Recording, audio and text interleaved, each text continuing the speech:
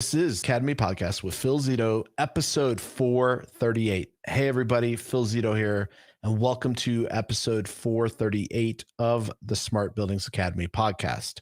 So, in this episode, I'm going to be tackling a topic I've heard from a lot of our clients lately, and it's their people are leaving. They're getting snagged for, pay raises of up to 30 grand. It's crazy. How do you compete with that? How do you retain talent when people are paying, what we used to pay for half of an employee's salary of a year, and they're giving people pay raises like that? It's a scary world to be in.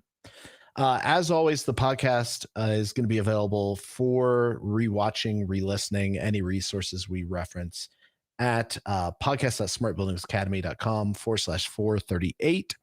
If you're watching us on YouTube or on LinkedIn, definitely hit the like button. That shares the podcast. It works with the algorithm to share the podcast with others. So that way this podcast gets heard by people who need to hear it. So let's dive in. Okay. So how exactly do we start to unpack this issue of what if they leave? And this is not so much a discussion about training and what if we train them and they leave, but it's more so of just what if they leave?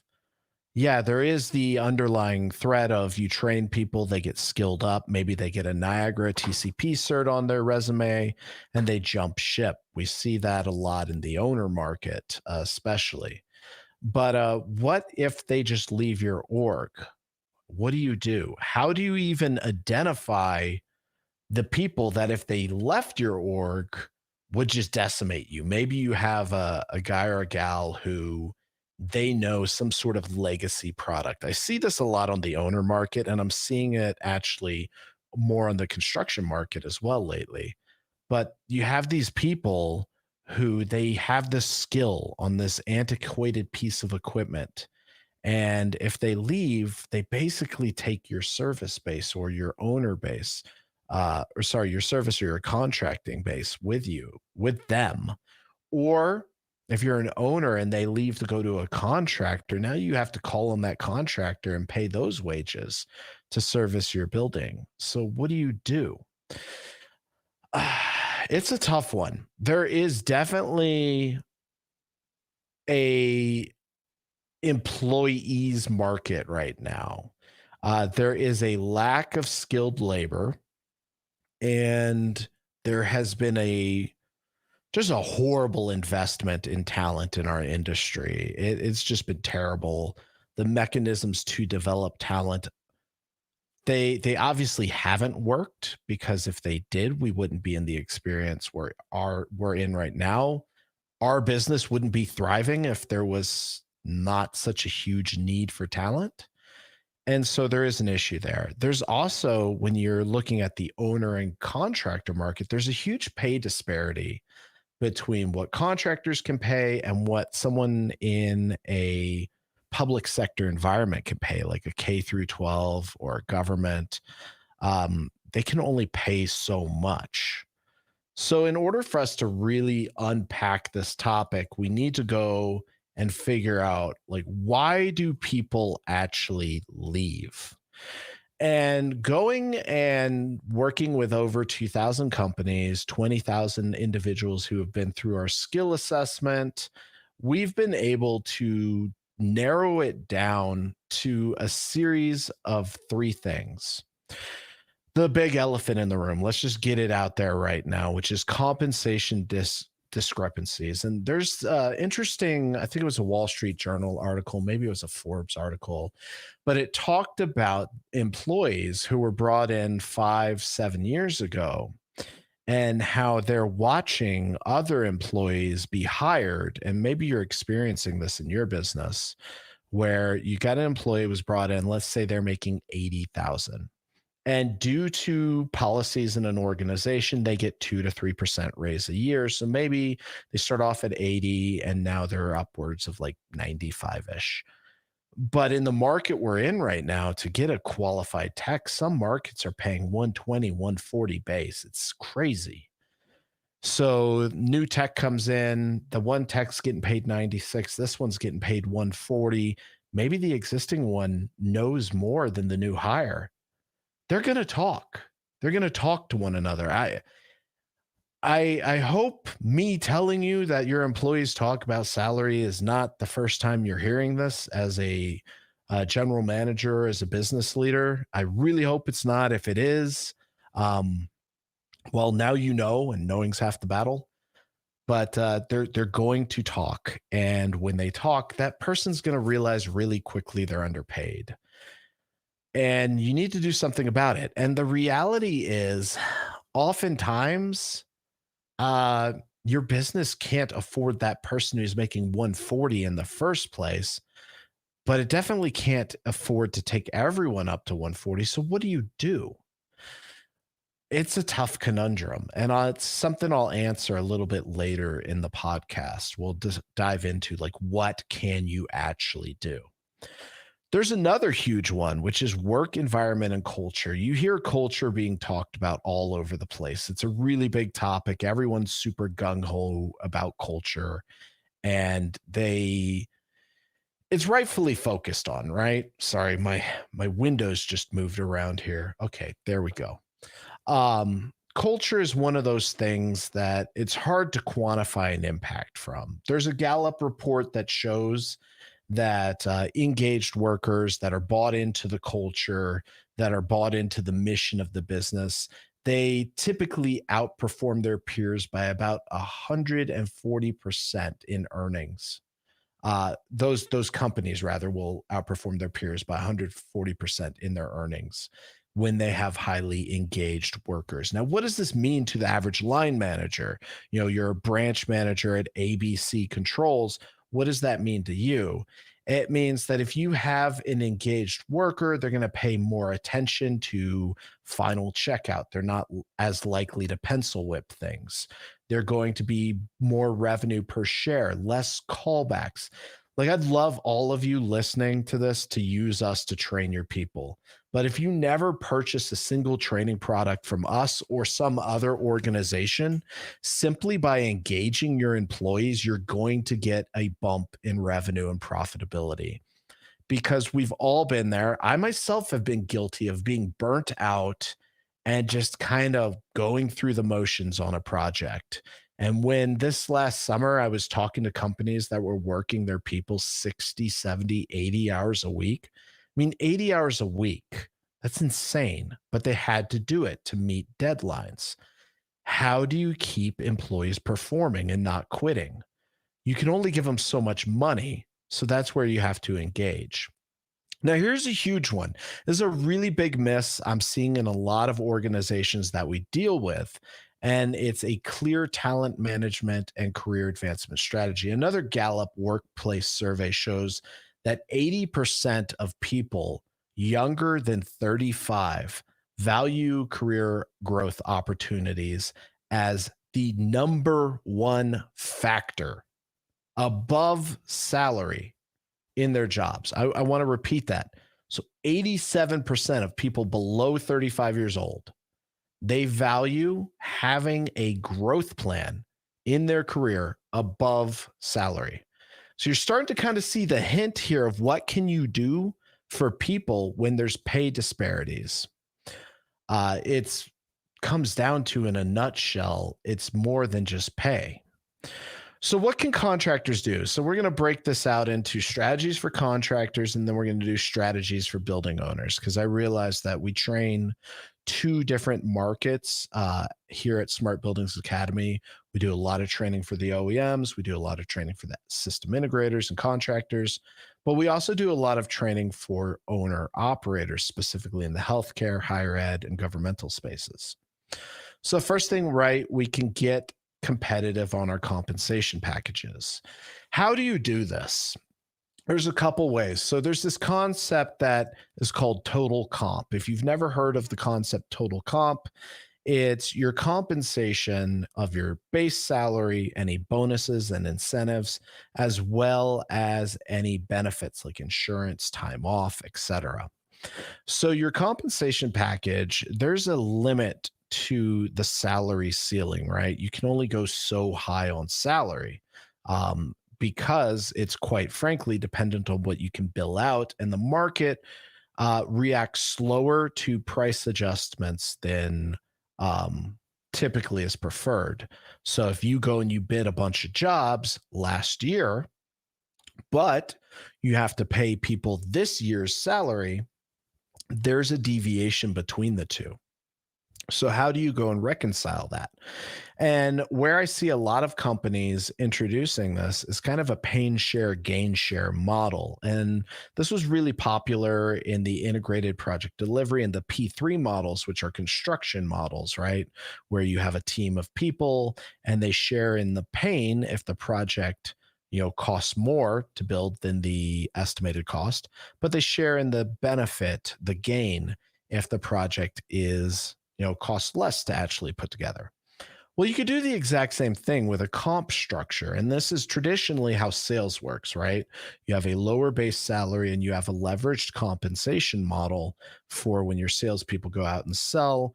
Typically, they'll go and they'll get something upon booking, and then they'll get something in commission depending on executed margin of the project.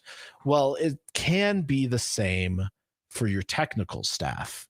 And what this would look like is potentially a lower base salary than the current market accepts. And you may scream to me, Phil, we'll never get anyone to apply.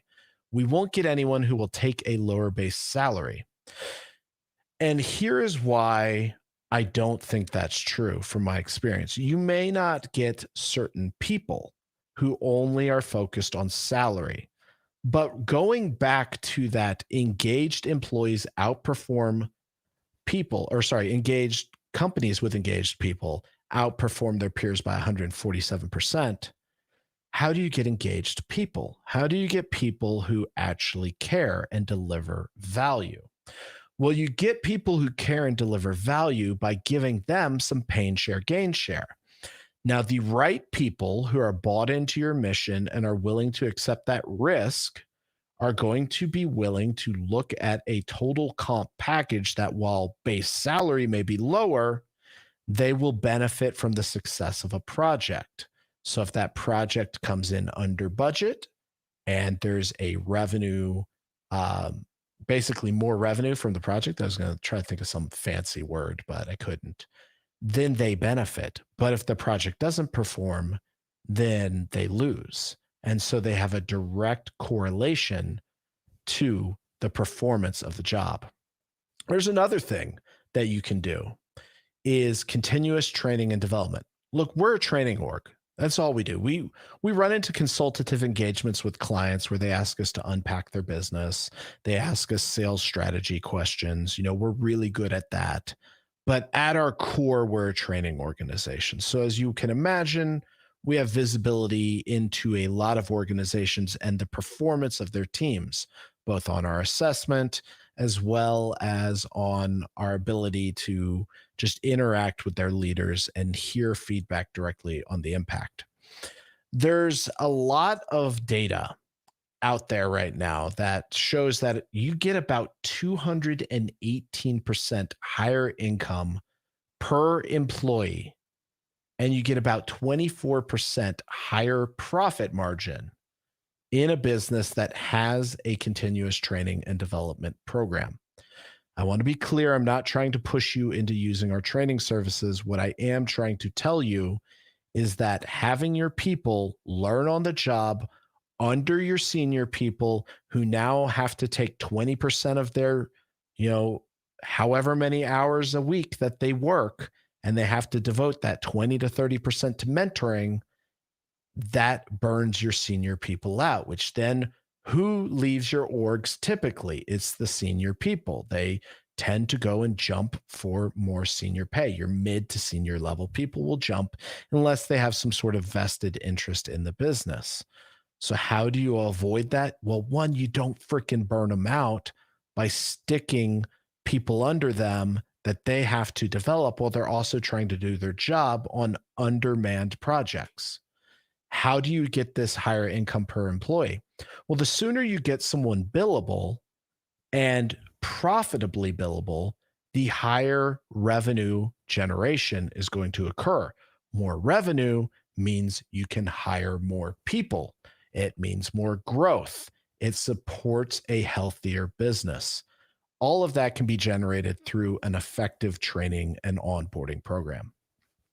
There's also things like flexibility and work life balance and engagement activities. There wasn't a lot of good data on how these things impact. As a remote training organization, everyone we have is remote, and there's pros and cons to that. The fact that we can't walk into an office and go to someone's desk and figure something out. That can be painful at times. However, on the flip side, the ability of us to go and not have to commute, to be able to balance our workload, it leads to a very healthy work environment. So you got to figure that out. That's more of a case by case basis. If you want to know more, feel free to reach out into the chat, and I'd be more than happy to go and dive into that with you. Engagement activities are just that, right? Team building, loyalty initiatives. We do a annual team retreat. We do things like team gingerbread house building, et cetera. They may seem goofy, but we have heard from our employees that every time we bring everyone together, it builds camaraderie, it builds stickiness, it builds engagement. But how do you do any of this if you're a building owner? How do you do any of this if you're a regulated entity that your pay scales are determined? You can't go and just change pay scales. What can you do? Well, here's where I see organizations, especially in the public sector, going and finding a way to retain employees. So, one is emphasizing job security. Things like pension plans, long-term benefits, if you work in K through 12, the fact that you have summer breaks, those are all opportunities for the right person who's maybe who's more risk adverse to go into an organization where they have more stability. We all have been part of 2000, 2008, where there were massive layoffs in our industry, which kind of got rid of a lot of people and really hurt our industry. But the public sector, through all of the just downturns that I've been involved in, they seem to just keep on chugging along with the right people. So that is an opportunity for you to highlight in your engagement. Professional development, it comes back to this, right? Work is great, but people want an opportunity to work towards something. So what does that look like? I've talked about this a couple times. I want to just take a segue here for a second and talk about, like, what would it look like to create a development plan? So if I were sitting across from you and you were engaging us in a consultancy and you said, Phil, we have a retention problem. We're losing people. There's a couple areas I would look at. We have members of our team who have basically a therapeutic background, so they understand human psychology, and we would have them look at, what are these people's personality styles? What do they think of? How do they communicate? And what are the interactions and dynamics between the employees themselves and the employees and their managers? So we'd look at the people side of things. We'd also look at, what is your talent development pathway? Is there a point? Is there like an off ramp? And right now, I highly encourage you, like, is there an off ramp in your organization where you start to lose people? After 3 years, do you typically start to lose your techs, your like mid-level techs? Is it after 5 years? Is it when someone becomes a programmer and after 10 years you start to lose them? Analyze, because there's going to be patterns of loss. And then the simple fix, and I know this is simple, but it's not easy. The simple fix is, okay, we're losing our techs at the 3-year mark. Based on exit interviews with these people who leave, it's lack of career progression. Well, guess what you put in place? All right, we now have level 1, level 2, level 3 tech. You need to know these things. And then here's the designer. And then here's the programmer. And if you know these things and you demonstrate them, you'll move into these roles. And it's that exact plan that, when put in place, someone can look at. And when that shiny object or that recruiter comes along and is like, hey, I'll give you 10,000 more, that person can say, hey, I know everyone here. I'm comfortable here. And I see a pathway forward for me to get that raise or get that advancement or to get that development. So it's really important that you go and develop that. And that is a really structured career pathway. So I want to talk about role of training and retention, go a little bit deeper on this. Turnover costs. You all know, and I know you know because I talk to a lot of the line leaders, GMs, regional leaders, and they all tell me a recruiting fee is 20% of first year's salary. So someone's making $100,000, you're looking at 20K in recruiting fees. Then how long does it take to get that person aligned with your processes, billable? You're looking at anywhere from a $60 to $100,000 investment anytime you engage a new employee if you're recruiting them from somewhere else, even if they're experienced. So you got to be focused on two things. One is, how do we retain the people we have? That should be highlight number one. And then how do we go and develop the people that we're bringing on board so they're billable as fast as possible? So let's talk about retaining the people you have on board. Creating talent plans. So for each one of your employees, you should have identified, and you're going to want to write this down. If you're driving, please don't write this down. Just come back to this. But if you can write this down, write this down. Number one is you want to know where the employee wants to end up. What do they want to end up doing? Some people are completely content with being an installer for their whole life. They want to reliably get off work every day at 3 o'clock and go fishing, work on their bike, whatever they want to do, right? So that person, they will be a workhorse for you until 3 p.m. each day.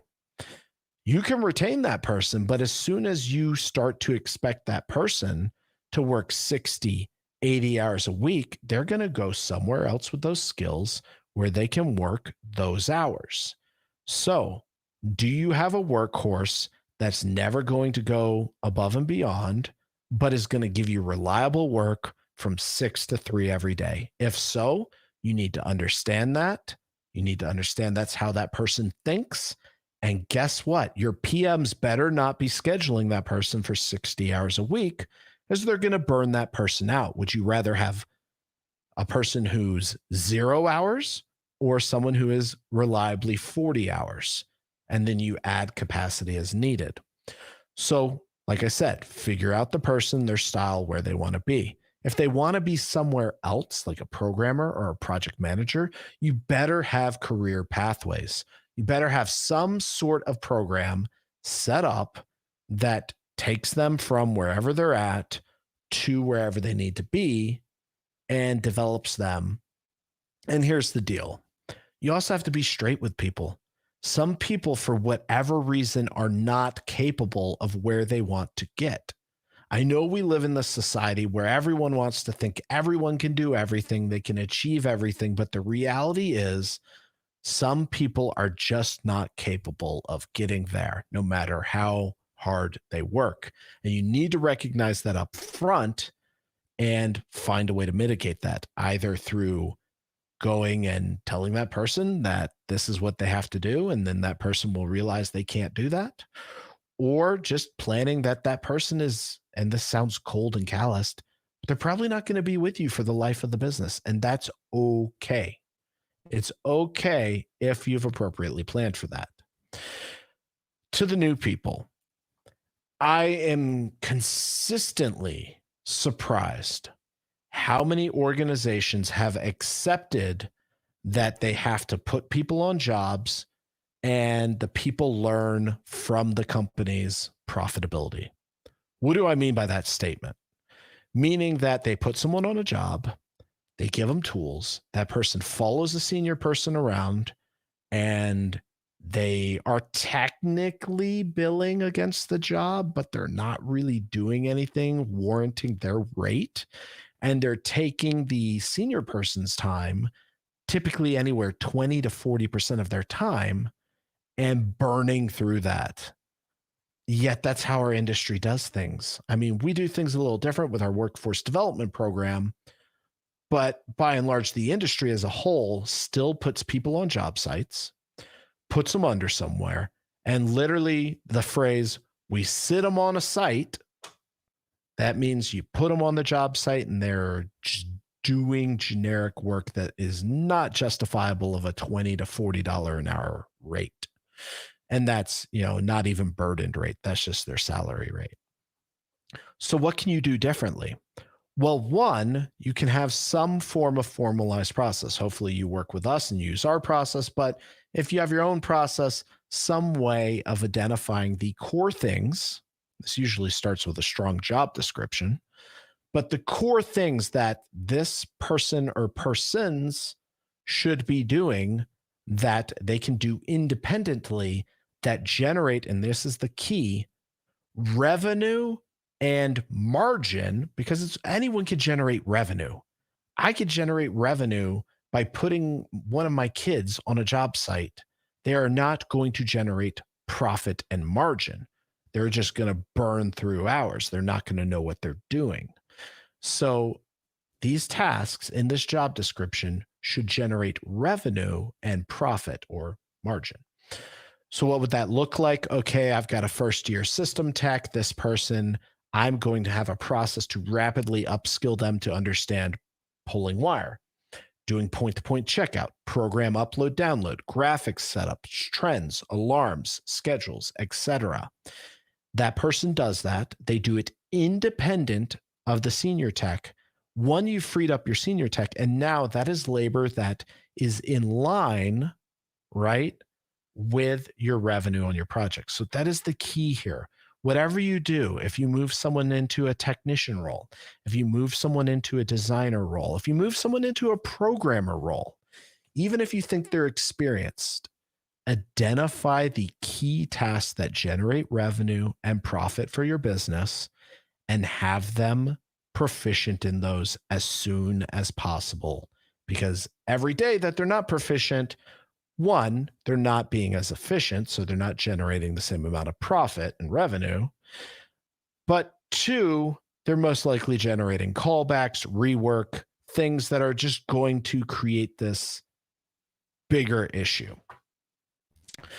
So yeah, replacing an employee at the end of the day, it does impact you. It can cost 50 to 200% of that employee's salary. It's a significant impact. But there are ways to go and mitigate it. And I'll recap on those real quick. I'll open the floor for any questions you may have. And then we'll be off to our next episode next week. So like I said, compensation packages on the contractor side, look at pain share, gain share models, look at incentive models, look at maybe a lower base, but a higher potential for revenue or higher potential for income based on the performance of the work they do. This can be in project performance. This can be in change order spiffs. This could be a variety of different things. Train your people. You're going to get higher income per employee up to 218%. You're going to get up to 24% higher profit margins. Okay. And you're also going to get greater employee retention. Ideally, you train with us. I'd love it. We'd love it. But whatever you do, train with someone. It's important to invest in your people because by and large, your people will give back to you and invest in you. If you're on the government side, really highlight the non-monetary benefits, job security, pension plans, reduced hours, long-term benefits, less stress. You're not getting tore up by a GC every day on a job site. Really highlight the professional development opportunities. Focus in on those things.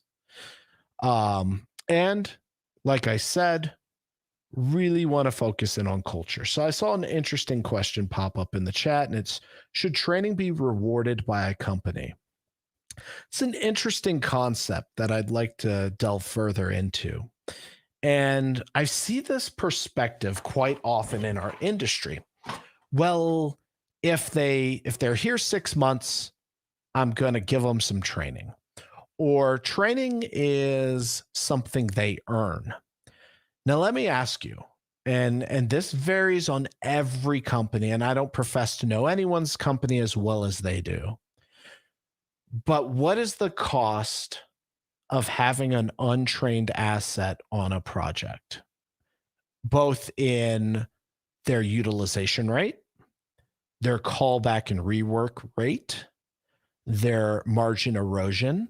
So that's individual impact to revenue in the business.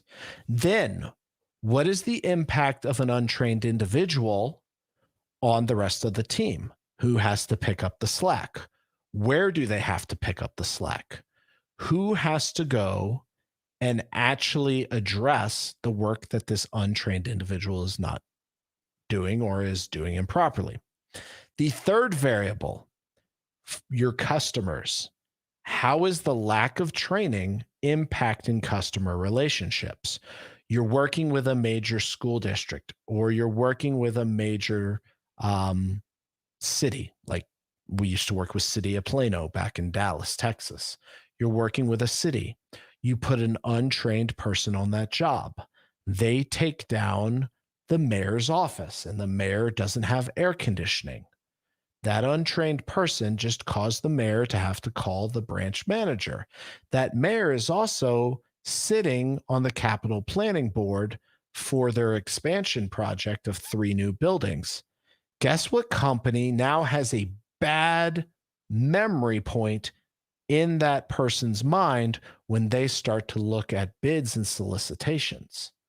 Yeah, it's your company. So, should training be rewarded? I don't know if I would say that it's a reward. I would say it's a necessity. Could employees be disengaged when they train? Absolutely. But that's where, we like to use our skill assessment when we work with clients. And one of the things we look for is we'll send a skill assessment out to 20 people, 7 of them don't take it. Well, guess who you're not going to invest in? And guess who should be probably on your radar from this person's probably not engaged. This person is probably not a long term asset of my business. Yeah, those 7 people. So, should it be a reward? I don't think so. I don't like to look at it that way. I like to look at it as a necessity for your employees to deliver what they need to deliver. I think there's other areas that can be rewards. I think an employee delivers a project 2 to 3 points above the estimated margin. So it was estimated at 20%, they bring it in at 23. I think there should be a reward for that employee. An employee goes and visits a job site that they visit, or a customer site every day, and they see that those customers have an issue with their air handlers. Their air handlers are traditionally failing. These air handlers serve the ORs. After they dig into it, they realize it has pneumatics and inlet vanes, and they make a compelling pitch to the director of facilities. And that director decides, hey, I need to replace this air handler. Well, that employee should be recognized for that effort. They should have something. You want to, very much like kids, right? You want to incentivize the behavior you want to see. So if I want an employee going and doing a specific behavior, I want to incentivize it. I want them to generate more work.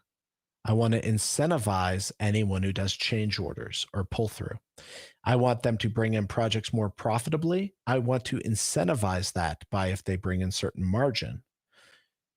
And then I want to equip, because there's nothing like sending an employee out and saying, hey, guess what? We're going to incentivize you if you bring in this IP controls job, under budget. We're going to incentivize you.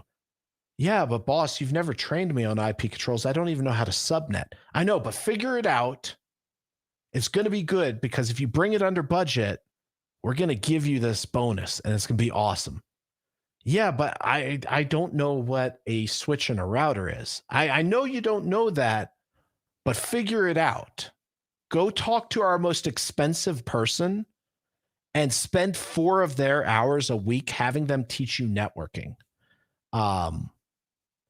rather than like putting you through a formal IT networking course. We're going to have you bog down our most senior person because they don't have enough to do. I know it's kind of a exaggerated example, but hopefully it kind of paints the picture of what actually happens out there and how when you hear it in an exaggerated example, it sounds pretty ridiculous, but that's really like what it's like on a day-to-day basis. So I hope that helps everyone. If you found this podcast valuable, here's what you can do for us. You can hit like, you can hit that thumbs up on LinkedIn. You can share this with your contacts. If you're on YouTube, hit the subscribe bell, hit the notification bell so that you get notified anytime we go live, which is typically every Friday, and share this with your fellow peers. That's all we ask. And we deliver this great information to you. I think we're episode 438. Everything I mentioned will be available at podcast.smartbuildingsacademy.com/438. If you want to learn more about our free skill assessments that can determine exactly quantitatively what your people do and do not know, go to podcast.smartbuildingsacademy.com/438. There will be a link there. If you want to learn more about our workforce development and training solutions, go there as well. Thank you, everybody. I appreciate you all being here. I hope you have an awesome rest of your day. Take care.